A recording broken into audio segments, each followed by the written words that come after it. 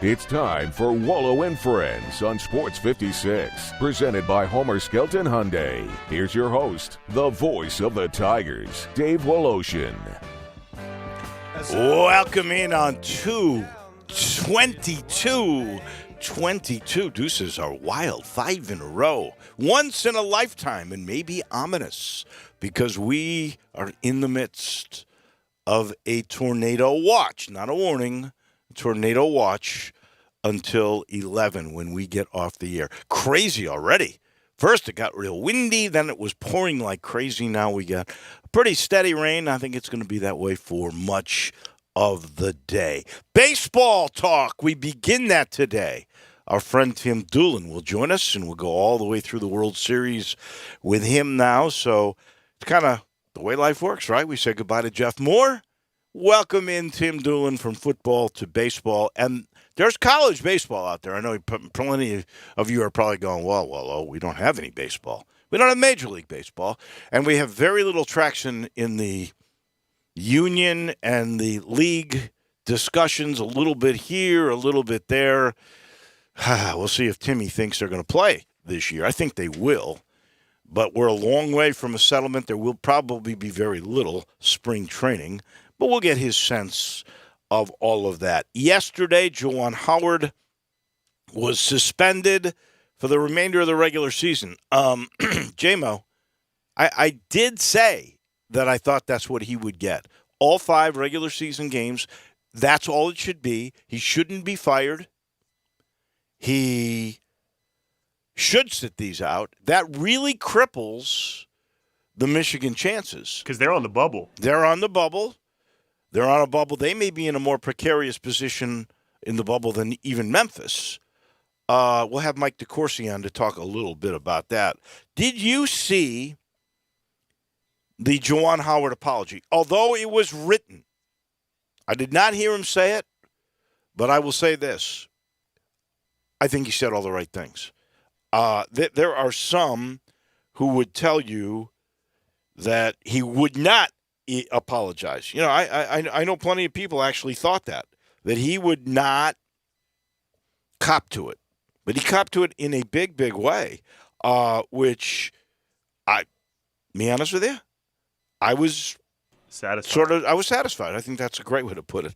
I was satisfied. I'm looking here to find his explanation. I saw of it. I had a feeling once cooler heads prevailed, as they most often do, kind of like the Penny situation when he lost his temper in the post-game press conference. Cooler heads prevail after a little bit of time. So here's what he said. All right, you ready? After taking time to reflect on all that happened, and again, this is written, released through Michigan. It does not come that we know it from him because he didn't say it, but I believe it to be him. After taking time to reflect on all that happened, I realized how unacceptable both my actions and my words were and how they affected so many. I am truly sorry. I am offering my sincerest apology to my players and their families, my staff, my family, and the Michigan fans around the world. I would like to personally apologize to Wisconsin's assistant, Joe Krabenhoft, and his family, too. Lastly, I speak a lot about being a Michigan man and representing the University of Michigan with class and pride. I did not do that, nor did I set the right example in the right way for my student athletes. I will learn from my mistake, and this mistake will never happen again. No excuses. So, that's perfect for me. He's saying, man, I really blew this. I was a bad leader for my guys. I'm really sorry. I'm sorry to the guy that I hit. It wasn't just my actions. My words after the game were wrong when I kind of tried to relate what happened. I'm wrong on all fronts. This will never happen again. I didn't think it was a fireable offense anyway. He didn't clock the guy. He slapped him. And he did get touched by the by Greg Gard. Greg Gard, by the way, gets $10,000 fine, no game suspension. He gets Howard gets a $40,000 suspension, which he's got plenty of money, but nobody wants to lose $40,000. No matter how much money you have. And the 5 games. But I thought this was telling by Wisconsin back in their guy. They go, Greg's not paying that. We are.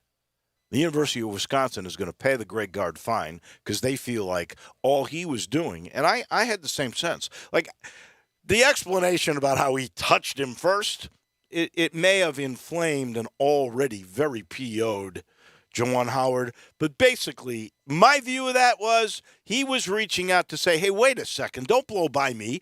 I called the timeout because you were pressing. And I didn't want to take the turnover.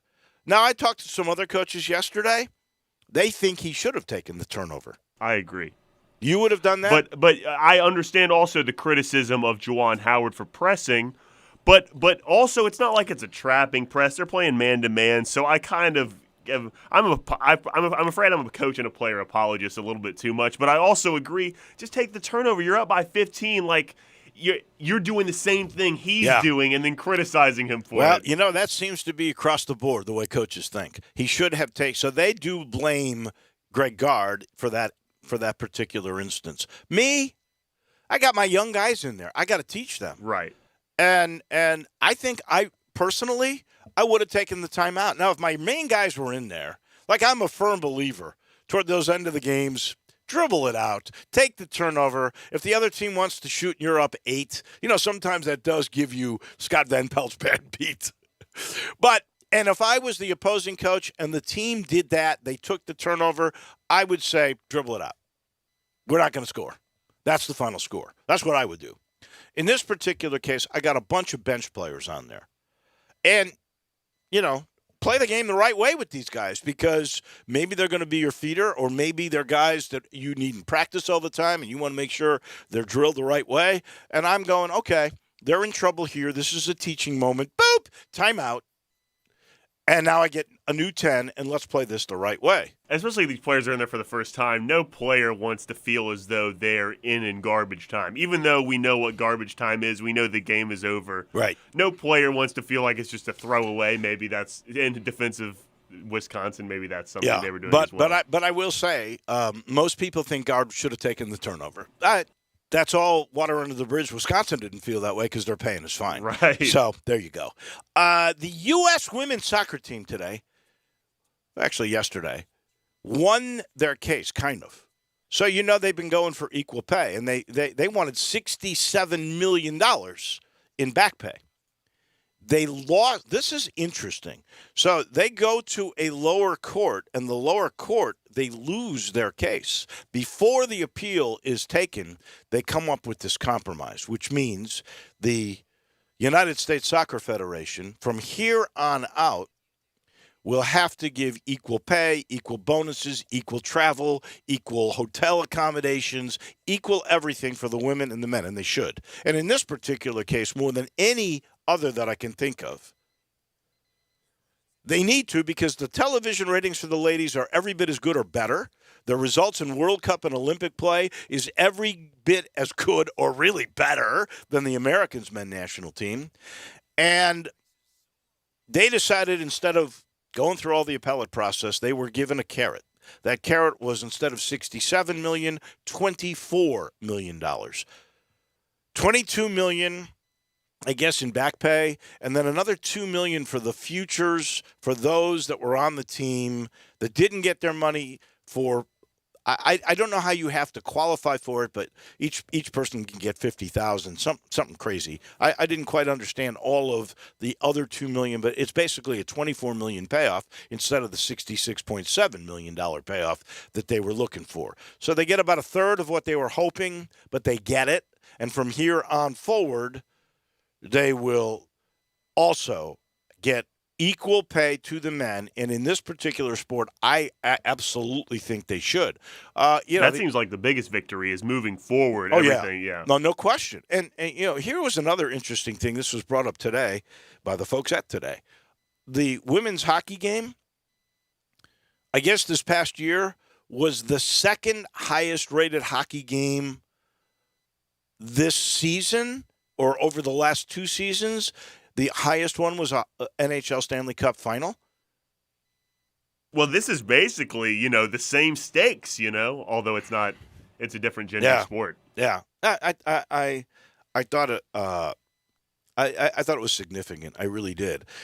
And then on the negative side, poor Medina Spirit. This is really for, and I'll have to bring this up with Brett Norsworthy tomorrow, because he was ripping poor Medina Spirit, the horse that won the Kentucky Derby, and then died of a heart attack. Getting doped up a little bit, it sounds like. Maybe so, because now the Kentucky Derby has officially withdrawn Medina Spirit's victory. So the second place horse, whose name escapes me at the moment, the second place horse is now the champ. If you bet on that second place finisher, you don't get any more money. It says, by the way, the rules when you don't read them, but they're there, that once they post it as official, that's it. Payout's done, boom, over. And if they reverse it, too bad. Mandaloon. So Mandaloon now they'll take Medina Spirit's little plaque off where the paddocks are. They'll get $2 million. And they'll put Mandaloon on there. And I do think, the $2 million does the payout, which had been held, goes to the ownership group of Mandaloon. That's what it says here. They'll get it, and they're looking forward to celebrating Mandaloon on a future date that is fitting for this rare occasion. I don't know what that means. It's only happened one other time. That's what they said in the 1960s, it looks like. Right. So Dancer's Image was that horse. And I'm going to tell you something, man. We've all thought for the last decade, really, maybe more, that Bob Baffert has been the face of big-time horse racing, the face of the Triple Crown, because he's had so many winners. Medina Spirit would have been his seventh. He might be turning the face for something else, it sounds like. Well, now, he's suspended from Kentucky Derby for the next 2 years. 2 years. But he's suspended 90 days from this particular Medina Spirit deal.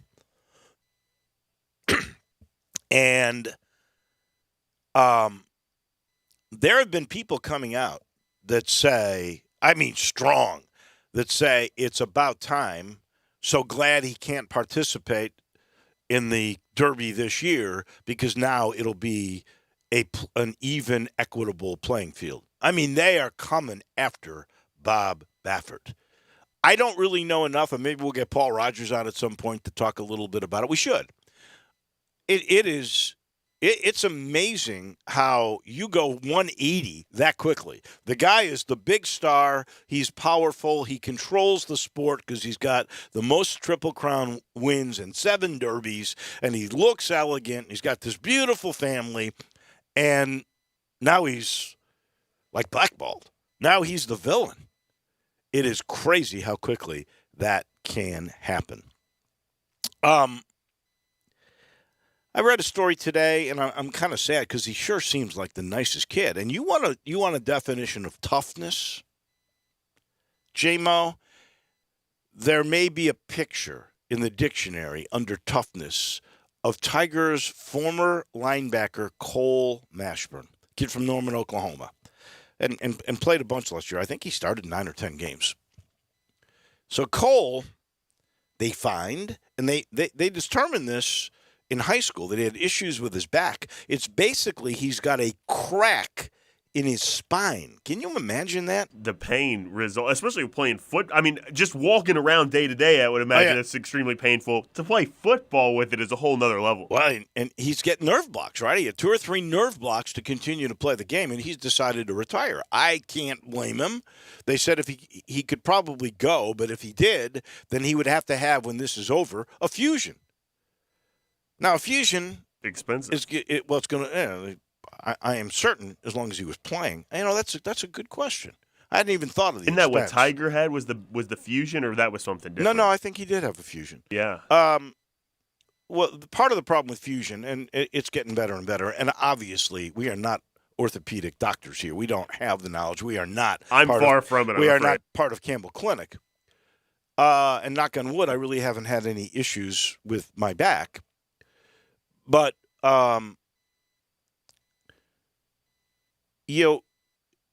he's got this crack, and if you have that spinal fusion, I would suspect it would limit some sort of mobility. And I'm sort of guessing when I said, but there's got to be something that it would affect.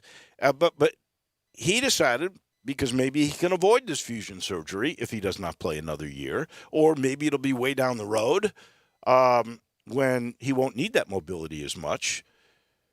I don't know, but I just tip my cap to him for having played 3 years of college football and all those high school years with basically a crack in your spine. That is toughness. I can't imagine. Wish him only the very, very best of luck. It was interesting listening to Cody Toppert. I always enjoy listening to him with Greg and Eli, and it's right before we come on Tuesday. So if you're listening to us for the first time, you might want to back up. And I think it's at 9:30 that right. He comes on. And to sort of analyze what exactly happened in Dallas on Sunday with the Tigers. And by the way, we've got the bracketology, which we'll discuss with the Hall of Famer from the Sporting News, Mike DeCourcy, here in about a less than a half hour. He's got Memphis as the first team of the last 4 in, but that was done before the Tigers' loss in Dallas. He's got, interestingly enough, Memphis in the play-in game against Belmont. Tennessee battle. And then, no, you got to play Michigan State first. If you beat Michigan State, you play the winner of Tennessee and Vermont. So wouldn't that be something for the right to get to the second weekend? You would play Tennessee and Rick Barnes? Oh, my goodness. That would be a lot of fun. We'll see if they're still in Mike DeCourcy's bracketology after what happened. You know, it is a shame. I forgot to mention this, but the head of the selection committee, the commissioner of the Southland Conference, I think his name's Tom Burnett. I looked that up real quick. He was at the game on Sunday. So he watched that, and I wonder if that affects your judgment to be up close and personal to see the way that whole thing came down. Mitch Barnett. Okay. Mitch Barnett. No. Is that wrong? Yeah, Mitch Barnett is the he was the former former selection committee chair. Yeah. Google lied to me, I'm afraid. Yeah, well, he was last year. He's former Tennessee assistant AD and longtime Kentucky AD. Is who he is. Oh, Mike O'Brien. No, I'm sorry. No, Tom Burnett. You're right. Tom Burnett. You're right. Mike O'Brien is the Toledo athletic director. Money. Yeah, I apologize for questioning you. Right on the money. He's the Southland Conference commissioner who's the head of the selection committee. So, anyway, we will see. And, you know, one of the things I want to ask Mike, too, is it possible, and I'll be honest from my glance from afar, even though you got to get 68 teams in, right? You got to be 68 teams. Is the AAC worthy of being a 3-bid league? Could Memphis, SMU, and Houston, all three, get in? We'll find out about that from Mike DeCourcy a little bit later in the program. I'll let you know I'm sitting in the Family Leisure Studios, and you need to start thinking about getting your outdoor living space and your pool and everything all ready for spring, because it is right around the corner in the all-new 2022 line of patio furniture, all state-of-the-art, really fashionable, all heating the floor on a daily basis, in-stock hot tubs, ready for delivery, great deals on those play gyms. Oh, you'll be everybody's favorite dad if you get a play gym. Or a trampoline, grills, outdoor kitchens. I got a grill from there. The Bull in Noble. It's the best. It is. All sitting there waiting for you at Family Leisure. And this portion of the show also brought to you by Old Dominick, the Memphis hometown distillery, partners with the Tigers, love this city, and they've been around forever. It all goes back to when old founder Domenico Canali, I think I've been pronouncing that wrong. I was told by a member of the Canali family, it's Domenico, not Dominique It's Domenico. And what a story he's got. I mean, Old Dominic is truly a cool place to go. It's the only distillery with a tour. It's a 45-minute sensory journey. You'll learn about Old Domenico. You'll learn a little bit about how they do it. Actually, you get a really cool lesson from grain all the way to glass, how it comes out. And then you get to taste the Old Dominic portfolio. And if you want more, you can go to the bar a little bit later. It's a very cool bar, elegant, not stuffy. You'll love it. If you're going to fashion an old-fashioned, it'll have the Old Dominic bourbon in there, and that's pretty darn famous. Go see the mixologists. All you got to do for both, the tour or the bar, is go to olddominic.com. Back in a minute. Yes, baseball begins in just a second with Tim Doolin. You have opinions? Like a splinter in your mind, driving you mad. We want to hear them. Call or text us on the AutoZone listener line at 360-8255. That's the AutoZone listener line at 901-360-8255. Get in the zone, AutoZone. I'm Gary York. I'm the service director at Lexus of Memphis. Our service department wants to be more than just a place where you get your oil changed. We do glass repair, windshield replacement, recalibration of your camera and sonar systems, even wheel repair, tire replacement, all the things you would expect from a luxury automotive dealer. Please check out our website. You can schedule your appointment, check out our specials, hours of operation, or if you'd like to do it in person, please reach out to one of our associates at 901-271-5199. I'm with John Burgos in the alley at the world-famous Rendezvous. John, it's so good to see you. How are things at the restaurant? Thank you, Brett. We are here and we're making it. I have to say a big thank you to all of our customers that ordered food during the curbside days, bought gift certificate when times were slow, ordered food to be shipped from our shipping kitchen, and then came back down to eat when our doors reopened. We owe a debt to the Memphis and surrounding community for supporting us when we need it. I hope y'all all come eat some barbecue with us, but I also hope you'll support our local restaurants. And if your service is a little slow or an item isn't on the menu that you enjoy, cut them a little slack. Hopefully it'll be there soon. Thank you, John. We appreciate you for feeding all of us, and we will take that advice to heart. Brett, we also have a new twist at the Rendezvous. We now have outdoor dining. It's in the side alley along the Rendezvous, not the one in the front. And depending on the weather and depending on staffing, please call ahead to make sure we're open. And we hope it becomes a mainstay here at the Rendezvous. Mr. Charlie Burgos' world-famous Rendezvous in the alley in downtown Memphis.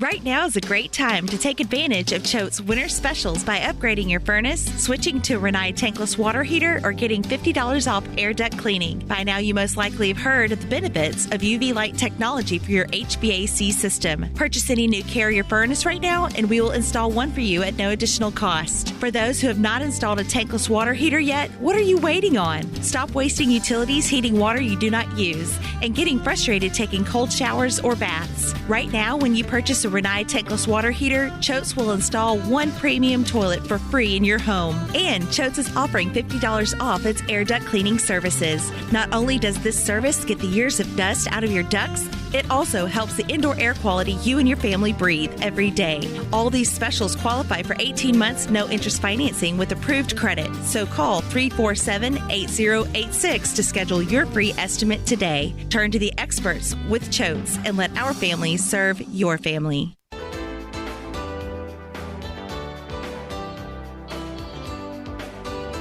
Now, back to Wolo and Friends on Sports 56, presented by Homer Skelton Hyundai. Here once again is the voice of the Tigers, Dave Woloshin.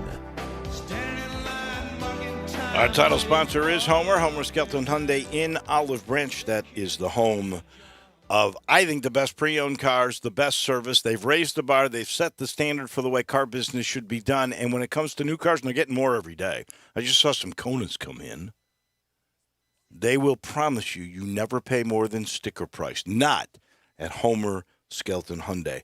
It is opening day for us here on Wolo and Friends, and we'll be joined in just a second on the AutoZone phone line from our baseball expert for years. That is Tim Doolin. I'll let you know he's brought you in part by the good folks at Conway. In fact, I had my friends from Conway come out. Here's the thing. They troubleshoot. They really take care of you. For whatever reason, all these storms, I'm not getting my 240 watts or amps or whatever the heck the term is to my outside units. So they're getting an electrician. They're going to come out. They're going to take care of me. You get taken care of when you call 384-3511, whether or not that is with the 16-point Energy Saver Super Tune-Up or sometimes the free gas furnace, whatever it may be. You're always taken care of when you call 384-3511. Conway Services, heating, cooling, plumbing, and electric. Take me out to the ball game. Take me out with the crowd. Buy me some peanuts and Cracker Jack. I don't care if I never get back. Let me root for the Cubbies. If they don't win, it's a shame. For it's 1, 2, 3 strikes, you're out at the old ball game.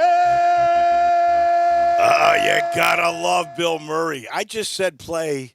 Take me out to the ballgame to J-Mo. You picked the perfect thing, although I'm not so sure that's what Tim Doolin would say, and he joins us right now. First of all the way through the World Series conversations with Mr. Doolin. How are you this morning? Doesn't that just get your blood a-flowing? It really does. It's not a good day for a doubleheader, but no. It's good for baseball. You know, baseball started this past weekend in all the college ranks, and some of the minor league guys are down there training, getting some extra work in. And I really think over the next 4 or 5 days we're going to get this labor agreement done, the lockout done, and get baseball back and got fans excited. Obviously. All right, I want to go there because baseball gave the union a couple of little tweaks that I don't think were a whole lot. They were going to add an extra team to this new lottery draft system. I think it's to 4 teams. I think the players want it to be 8 to stop the tanking. I don't blame them for that, but Major League Baseball gave them that. They gave them a little bit more money in the pre-arbitration pool. They're I think talking about withdrawing some of the demands they wanted to limit the minor league players, that sort of thing. But it doesn't appear that they're really making any movement. Why do you think this thing will get solved here quickly? Well, I think, honestly, they've known all along, Wolo, how many days the players really need for spring training. They know that we're getting close because you can't just settle it today and have everybody show up tomorrow. I mean, there's a lot of logistics that have to be addressed. But so I think they're going to start getting down to, the nut cutting time, as we say, and get it resolved. The biggest thing I think for the players is that reducing the number of years before you're arbitration eligible and also before you become a free agent. Because what's happening is the top tier players, the Mookie Betts, the Pujols, the guys that are getting Tatis, the guys that are getting the big long-term agreements, they're getting paid. But a player that, say, gets drafted out of college, he gets to the big leagues, even on a fast track, gets to the big leagues, he's looking at not being a free agent until he's 30 or 31 years old.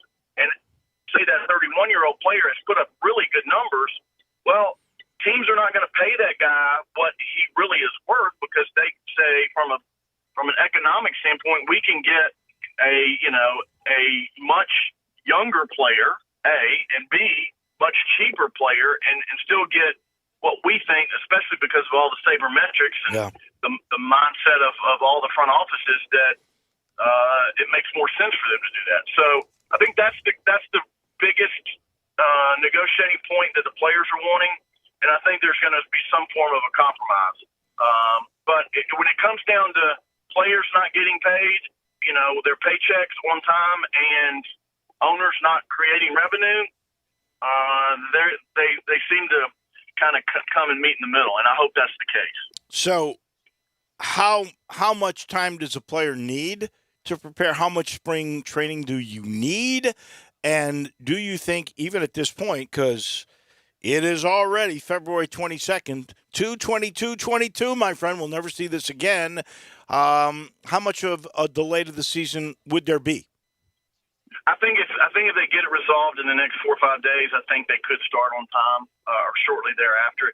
It's going to take a month. I mean, most players, especially the veteran guys, they know, Mookie knows how much time it takes him to get ready, okay? And so typically he would not need 6 or 7 weeks.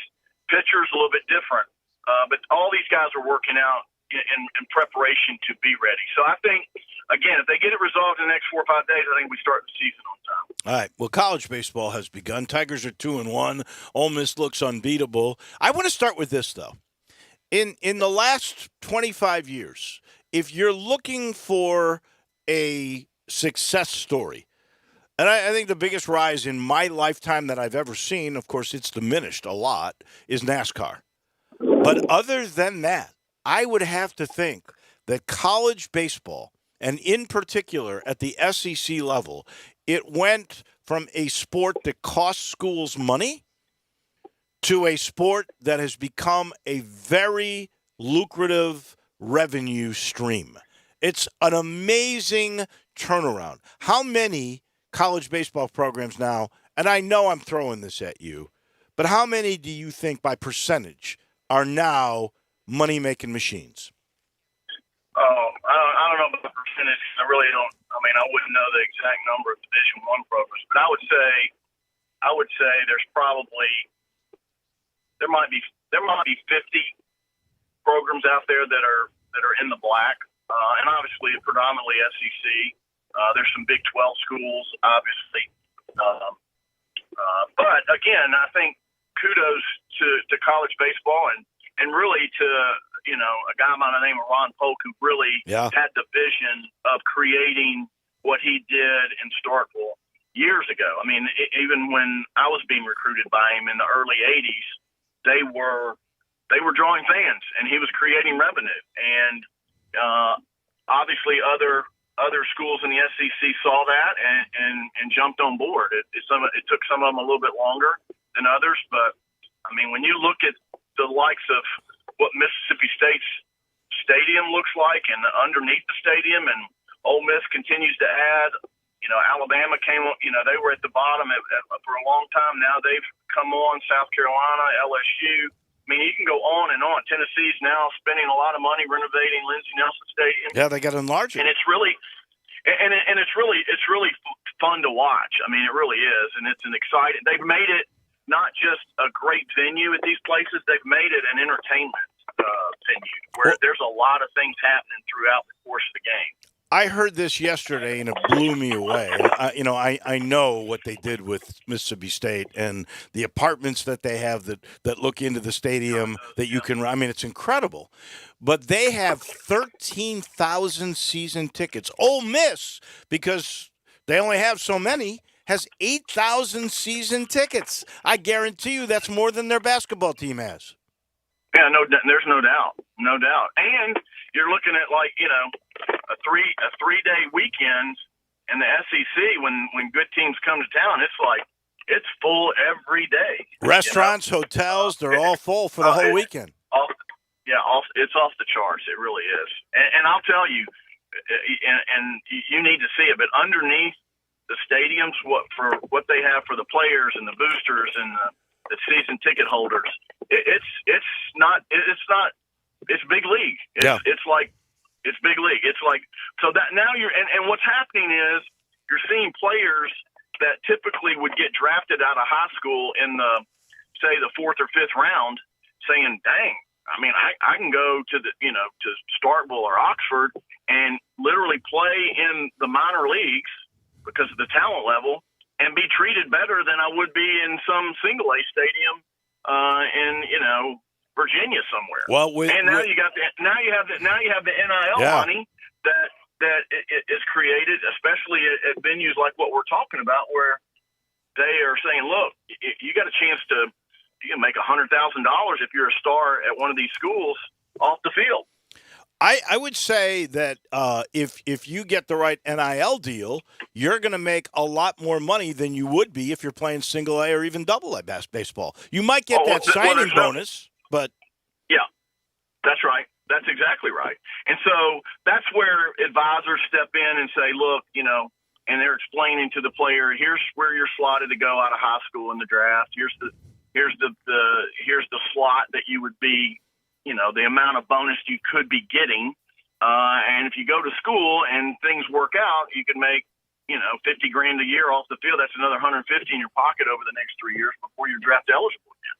So it's definitely an added interesting dynamic to players making the decision to start their pro career in lieu of going to college. It's the one sport where actually the NIL, I think, gives you an advantage over the pros. You may actually go, why don't I stay for 3 years here? I'll make more money, and I'm going to play against that kind of competition. I'll only be 21, and then I'll go out there. I mean, I think it's a huge advantage. The NIL is a huge advantage for baseball, and if you're at a school that's a revenue stream already, it's only going to get bigger and better, I'm guessing, in the long run. So that is kind of cool because you're going to keep that labor pool that's really exciting that you can market. You're going to keep them around for a while. All right, we know this is the swan song for Derek Schoenrock. Rock is going to retire after this game, after this season. So 2 things. You're an alum of that school. You played for them. You chose them over Ron Polk in Mississippi State, so your heart is there. Give me the legacy of Rock, and also who you think is the best kind of person, or if you can identify one, that should be the candidate to replace Derek Schoenrock. Well, first of all, a lot of people don't realize Rock's been here for 18 years. I know. Just the integrity, the ability to graduate as players and make them accountable for what they've done on and off the field. He's produced some really good players, some big leaguers, and so I think he's done a lot. There's no question for the university, and I think unfortunate for him, he had to deal with multiple athletic directors, and I don't know that the ADs in the past understood kind of where we were as a university with facilities, the ability to attract players to come here. So in that regards, I think it was really tough for him to convince the former administration. I think this administration gets it. I really do. I think, obviously they're going to turf the field this year, and I think they could do some unique things to make Nat Buring more fan-friendly to where it could almost look a miniature Wrigley Field, and then you could come sing "Take Me Out to the Ballpark" there. But as far as who the candidates would be, I think that's a tough question, to be honest with you, in the sense, and I'm not trying to avoid it, but I think until you realize, okay, how much money does the university, or is the university willing to invest in the next coach and the next staff, kind of determines who you're going to go after. But ultimately, and I've seen it done at schools similar to Memphis. You take the likes of Dan McDonald. Years ago, he was at Ole Miss, was one of the best recruiting guys I'd ever been around. Everywhere we turned when we were playing, he was there, and he got a lot of players from this market and from my organization as well as others. He goes to Louisville, and at the time he went to Louisville was not any better than Memphis from a competition standpoint. Facilities were very similar, and you've been to Louisville. The demographics of where their stadium was, it was very similar to where Nat Buring is. And look what he did. I mean, he's been in the College World Series 3 times. So can it be done? Absolutely. But you have to have the vision, and you have to believe that it can be done here. You can make baseball relevant. And we all know this. I've lived here all my life. Memphis fans will support a winner. If you win, they'll support it. They did it when I was playing. I remember playing at Tim McCarver Stadium. We were ranked 5th in the country. We had 7,000 people at Tim McCarver Stadium playing Florida State. They'll come out. And I will say this, that the next guy has got to be a really, really an aggressive, big-time recruiter that relates to young players because of social media, because of all the things. These young kids are very well educated on the process, and they all have visions of playing in the SEC. Well, they're not all going to get that opportunity to get on the field early at an SEC school. So you have to identify that player early. You have to convince him that you can come here and be a dude right away. And oh, by the way, if you're on the field, pro scouts will see you. Pro scouts don't see guys that are in the dugout. So as well as with the, we were just talking about the transfer portal, and Rock was able to pick up 2 premium arms, one from Alabama and one from Oklahoma, that are both Memphis kids that are going to impact the club this year. You got to balance getting players out of the portal, and you got to balance bringing young players in and developing those players and build a culture to where you become relevant. And in baseball, I truly believe in baseball, you can become relevant really fast if you've got the right formula and the right staff in place. The transfer portal is interesting to me because if I'm the new baseball coach, I am going to go to the backup shortstop. I'm going to go to the 4th outfielder. I'm going to go to the backup third baseman or first baseman, the backup catcher, the guy who's really good that wanted to play SEC ball is maybe just not getting his chance because there's a veteran ahead of him, and say to him, you're not going to be seen if you're not getting innings on the field. Come with us. We'll give you those innings. Here's my newest take on the transfer portal. There's a lot of things. It's free agency, and I'm not saying it's bad, but I am going to tell you this, and it just dawned on me when I was thinking about this morning. The transfer portal, the way it's going, is going to be the end of depth for elite teams at elite positions where there's not a lot of rotation. Quarterbacks, maybe that shortstop I'm talking about.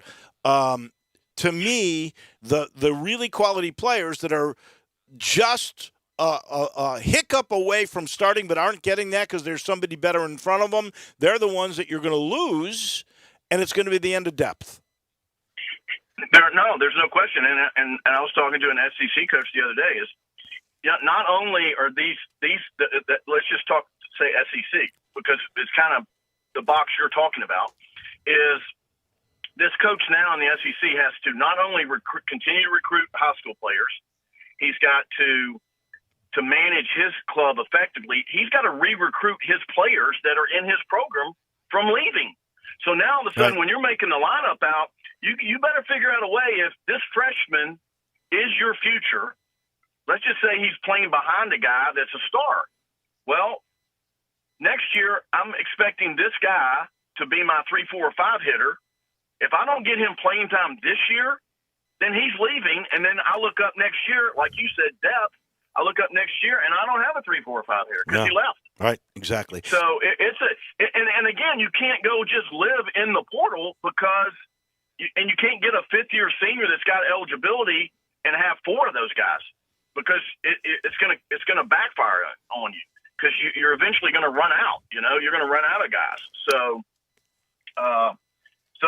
everybody has challenges, but you're exactly right. You've got to, if you're a mid-major like a Memphis or Middle Tennessee State or any of those schools, you've got on your board, you've got guys you're recruiting in the 2023 class, the 24 class that are 14 and 15 years old. Then you have a line over here that's called the portal. Yeah. You better be identifying, like you said, the backup players that you really like, that might be from your ADI market, that left thinking they were good enough to play in the SEC, that are not happy. Yeah, and they're absolutely. not going to be happy. You got to track those guys every day, and you got to get to those guys, through your connections to say, hey man, if you're if you're ever interested in leaving, we don't have a guy at your position next year. The first of many discussions with Tim. Thank you, Timmy. We appreciate it. Talk to you next week. All right. Thanks, Wolo. Tim Doolin, brought to you by Ken Garland. Ken Garland Custom Home Builders. Ken knows it's a big deal. You're investing in your dream home or that renovation where you bring all the modern amenities in. Please go see all of his experience. Go to kengarland.com and then call him, 751-1632. He's a fun guy to talk with. He's that rare individual who sees little details, big picture all at once.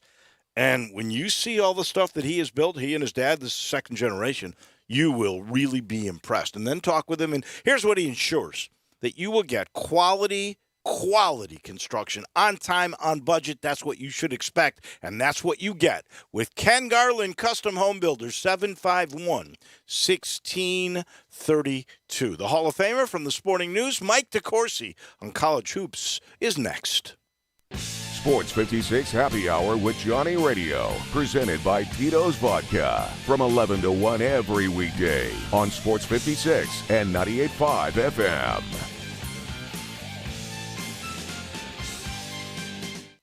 Get in the swing of things. Grab your friends, your clients, your employees, and go enjoy everything you love about Topgolf in a luxury suite. While at Memphis' only Topgolf Swing Suite at Erling Jensen's Small Bites. Topgolf Swing Suite is an immersive social experience offering guests a luxury private lounge to enjoy Erling Jensen's extraordinary food and beverage service, all while playing a selection of games in a one-of-a-kind simulation bay.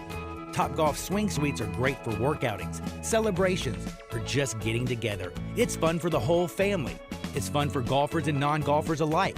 They have more than just golf. They have soccer, baseball, zombie dodgeball, football, and more. Located at 5069 Sanderlin, adjacent to the Doubletree East Memphis. Check us out at swingsuitememphis.com or call us at 901-58-SWING. Again, that's 901-58-SWING at Memphis' only Topgolf Swing Suite at Erling Jensen's Small Bites. Book your suite today.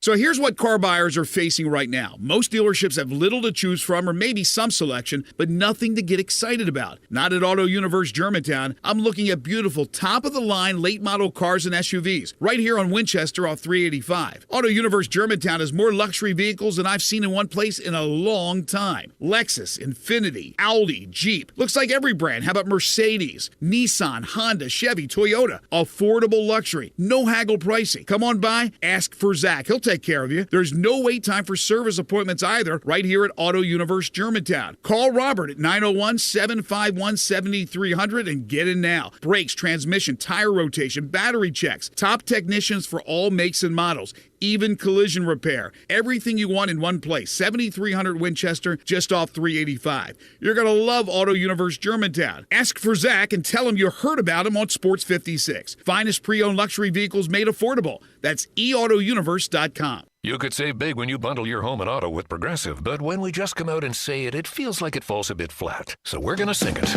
We're singing words now. We'll even sing the business part. Save big when you bundle your home and auto with Progressive. Now that's a commercial you'll remember, even if you don't remember the bundle and save with Progressive part. We're singing a commercial. Progressive Casualty Insurance Company and affiliates. Discount not available in all states or situations. This is the end of the jingle. A jingle about insurance. Belly Acres' motto is City-Fied Farm Fresh. The goal is simple: provide a fun, unique farm-to-table experience for the whole family. Two great locations, Regalia at 6130 Poplar and in Overton Square at 2102 Trimble Place. Overton Square hours Sunday through Thursday 11A to 9P, Friday and Saturday 11A to 10P. Regalia Sunday through Thursday 10:30 a.m. to 9 p.m. and Friday and Saturday 10:30 a.m. to 11 p.m. Signature burgers are made from 100% grass-fed beef. Sandwiches, salads, and the best milkshakes anywhere. The burgers, so good, like the Daria or the Double Daria, and the melt in your mouth. And you have to try the Voodoo Moo Moo. It is the quality brand the Belly Acres team has developed using grass-fed beef with creative homemade toppings in a fun farm setting right here in the city. The goal at Belly Acres, to become even more sustainable as they grow. In Overton Square and in Regalia, the very best quality available in Memphis, burger shakes and smiles at Belly Acres.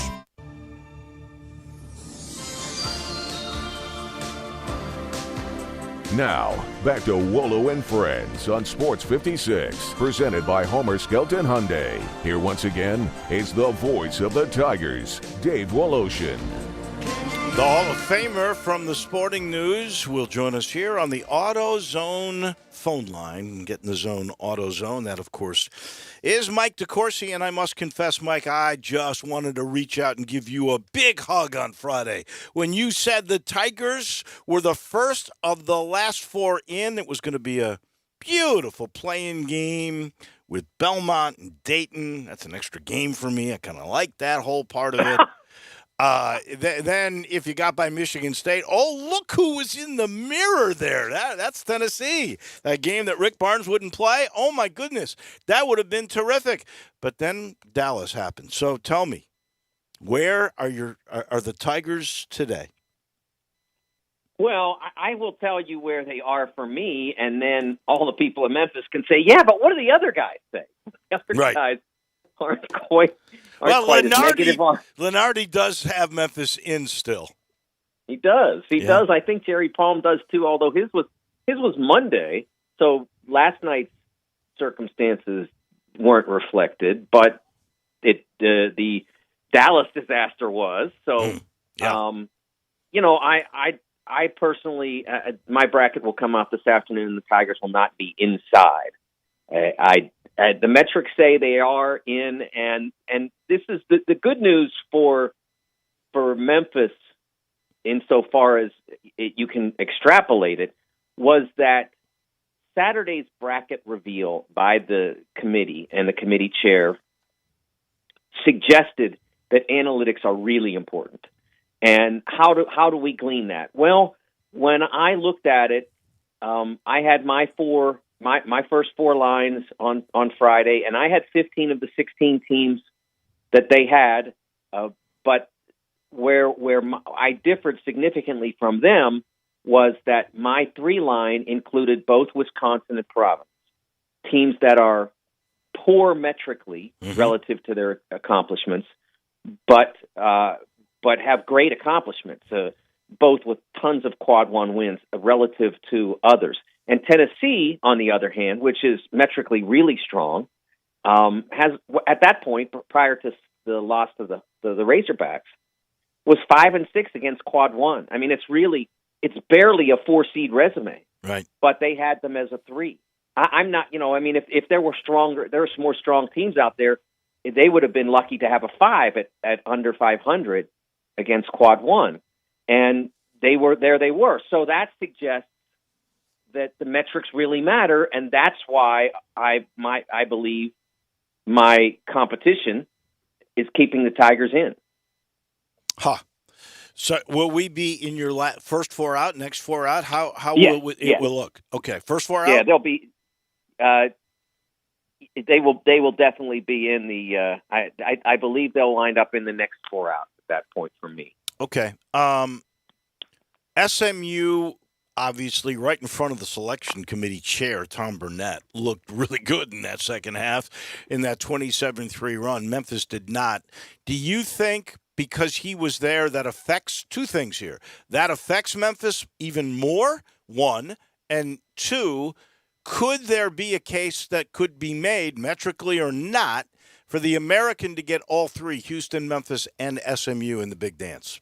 Yeah, I think for me, I don't see how you can have, if you're SMU, sweep of the Tigers, a victory over Houston, which they already have, and a clean, pretty clean resume otherwise, and not be in. I think if you're not in and you're SMU, they do have a couple of they have a quad 1 and a quad 3, a quad 4 and a quad 3 loss, but overall, not a lot of defeats. They're 19-6 now. Mm-hmm.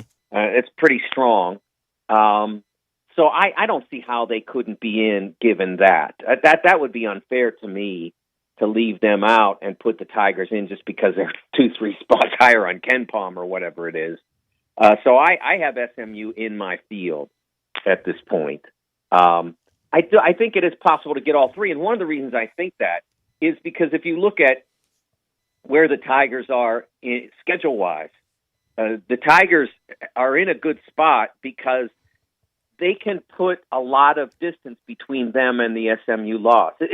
I don't think it really hurts the Tigers as much in the way they performed in that stretch as it helps SMU, because at the end of the day, Burnett got the chance to see the Tigers' talent. He knows now firsthand. He's right up close. Yeah. That there's real ability there. So and he now, I'm sure, has been in the gym with Big Ten teams and Big 12 teams and all the rest of that. And the Tigers look like that. They look like a good Big 10, Big 12 team. They just have to play more consistently like that. No doubt. Last thing, we only got a minute. The Juwan Howard and the craziness. I accept his apology. I thought he got the correct punishment. I really did. My question for you is, because this is the debate now all over the place, sportsmanship seems to be going out the window. Should we still have handshake lines? It's funny because I was listening to another radio show of prominent former football coach hosts, and he was talking about how wrong it would be to get rid of handshake lines. And I'm like, well, you never went through a handshake line in your life. Right. Unless because you didn't play Division I basketball. He The just only goes to place we have 'em. right. He just goes to midfield and shakes the he other took- guy's Oh, that hand. meant a lot. Well, fine, do that, but you don't have to have this choreographed deal where everybody feels a responsibility. It's not even a responsibility. It's a mandate that you have to be in that line. If you're not in that line, my goodness, what a kerfuffle it becomes. No other sport does this. When I say that, well, hockey does. You know how many times the NHL does that? 15 times a year. Each team plays 80 games. Right. And it happens 15 times a year. If we did this after every NCAA tournament game, I don't think we'd have any problems. But when you add in league competition and all that, and you add in the mandate that it has to happen, that it's not an optional thing that I want to go shake the hand of a guy I played with in AAU, or the coach wants to say something to his counterpart. Those things are organic. This is not. This is a show. I want to see more sportsmanship inside the 40 minutes, Dave. I want to see less flopping. I want to see less faking, less leg kicking to try to draw a charge. That's sportsmanship. Going through a mandatory handshake line has very little to do with sportsmanship. Amen. I don't disagree, especially within the thing. And how about a little bit more acceptance of referees' calls? That would be good too, because everybody lobbies and just tries to sway what's supposed to be impartial decision making. Mike, as always, we appreciate it. We'll do it again next week. Thanks, Dave. Thank you. Mike DeCourcy, brought to you by the good folks at the Eflin Insurance Group. Oh, my goodness, I love the way they operate.